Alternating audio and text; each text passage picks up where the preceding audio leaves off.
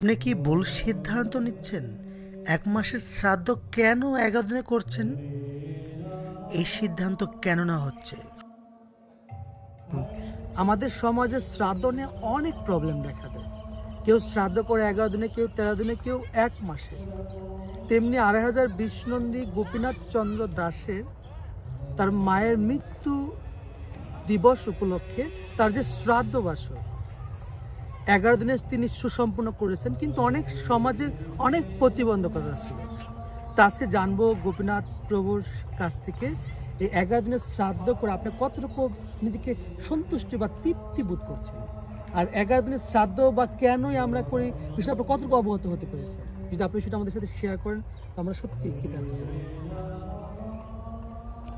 আসলে আমার বাবা যখন মারা যায় তখন আমাদের গ্রামে একটা নীতি ছিল যে ১ মাসে শ্রাদ্ধ করতে হবে। ১১ দিনের শ্রাদ্ধ তারা এটা কেউ মানতো না।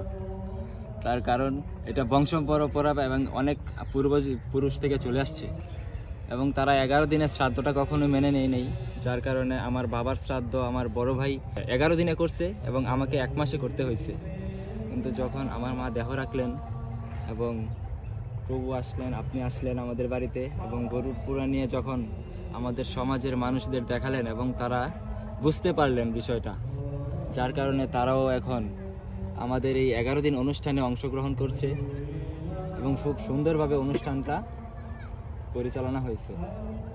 এখন তারাও বুঝতে পারছে এবং খুব সুন্দরভাবে তারা বিষয়টা নিয়েছে এবং তারা এই গরুর পুরাণ দেখে এতটাই বিশ্বাস করছে যে মানে তারাও হয়তো ভবিষ্যতে ১১ দিন আসতে পারে। আপনাকে অসংখ্য ধন্যবাদ, আপনি যে সুন্দরভাবে বিষয়টা উপস্থাপনা করলেন। কারণ দেখুন, আমাদের এই সমাজ কতদিন অন্ধের মতো পরিচালনা করবেন, কারণ শাস্ত্র স্বচ্ছ।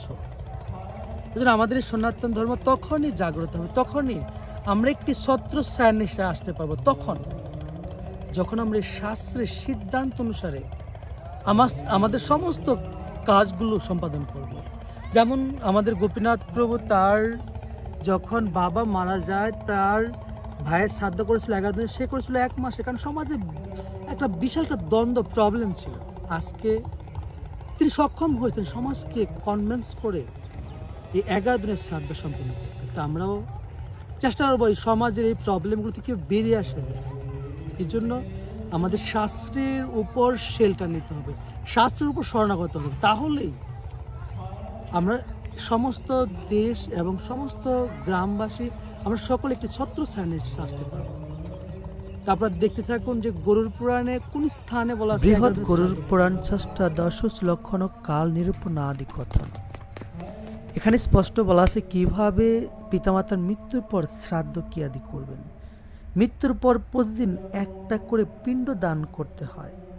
এভাবে 10 দিনে 10টা পিণ্ডের মাধ্যমে তার এই দেহ গঠন হয়। তো এইভাবে যখন তার এই দিব্য দেহ গঠন হয় আর একাদশ দিবসে তার শ্রাদ্ধ আদি করার মাধ্যমে অধিক ব্রাহ্মণ ভোজন করানোর মাধ্যমে তিনি যেহেতু এই জগতে 1 বছর অবস্থান করবে, তার সমস্ত ক্ষুধা তৃষ্ণা নিবৃত্তি ঘটে।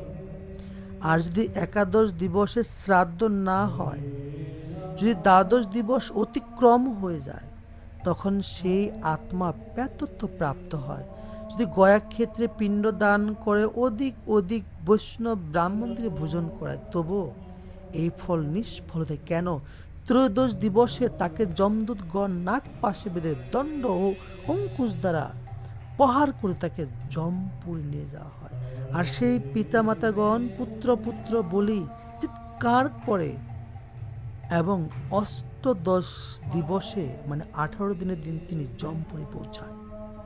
তো এইভাবে সে অনেক অনেক কষ্ট দুঃখ তাকে ভোগ করতে হয়। 1 বছর কাল তিনি প্রেতত্ব অবস্থায় থাকেন।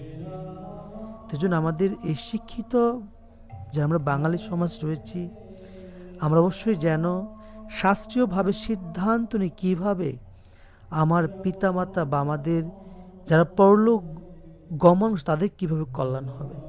আমাদের যে পূর্বের যে রেওয়াজ রয়েছে, পিতৃপুরুষ আদি তারা যেভাবে কাজ আদি করেছে, আমরা সেভাবে তারা একটা ভুল সিদ্ধান্ত নিয়েছে, হয়তো তারা শাস্ত্র পড়ার সুযোগ পেন, আমরা কিন্তু শাস্ত্র অধ্যয়ন করার সুযোগ পেয়েছি। আমরা যেন এই সুযোগটি কখনো হাতছাড়া না করি। দেখুন, এই কলিযুগে সব কিছুই ভিন্ন। কলিযুগের মানুষের আয়ু কম এবং কলিযুগের সবাই জন্মগ্রহণ করার পর সবাই শূদ্র হয়ে জন্মগ্রহণ করে। তা আমাদের সমাজে এখনও একটা রেওয়াজ রয়েছে যে ব্রাহ্মণ তারা শ্রাদ্ধ 11 দিনে করবে, নমশূদ্র 11 দিনে করবে, আর অন্যান্য সম্পদে তারা শ্রাদ্ধ করবে 1 মাসে। যে পার্থক্য!